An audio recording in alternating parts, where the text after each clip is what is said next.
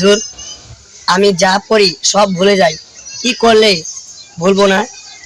ও তুমি বলতে চাচ্ছ যে তুমি যা পড়া পড়ো কিছুক্ষণ পরে সব পড়া ভুলে যাও। জি মানে এখন কি আমল করলে তুমি সব পড়া মুখস্থ রাখতে পারবা, মনে রাখতে পারবা, এটাই তো জানতে চাচ্ছ নাকি? জি।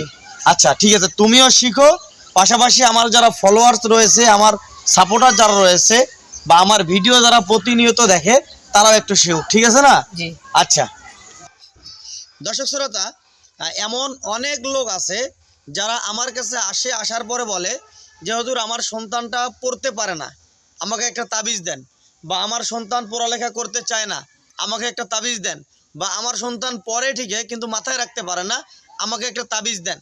এই যে ভাই অনেকজনে শুধু আসি আমার কাছে তাবিজ তাবিজ তাবিজ তাবিজ করেন।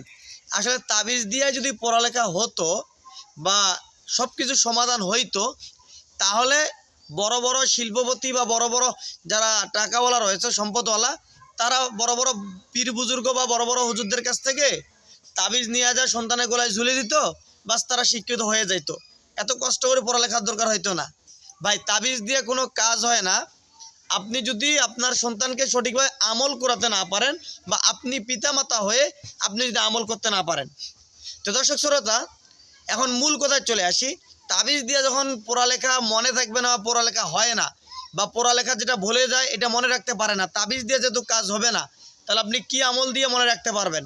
হ্যাঁ, আল্লাহ রসুল সাল্লাল্লাহু সাল্লাম বলেন যে কোনো ব্যক্তি যদি পড়ালেখা বা তার জেহেন শক্তি কম হয়, পড়ালেখা মনে রাখতে না পারে, বা কোনো কিছু মাথায় রাখতে না পারে, এখন একটা কথা বললেও কিছুক্ষণ পরে মনে থাকে না, বা এখন একটা কাজ করতে চাইলেও কিছুক্ষণ পরে মনে থাকে না, এমন যদি হয়ে থাকে, তাহলে ওই ব্যক্তি যেন এই দোয়াটা বেশি বেশি পড়ে, রব্বি জিদিনি ইলমা, রব্বি জিদিনি ইলমা, রব্বি জিদিনি ইলমা।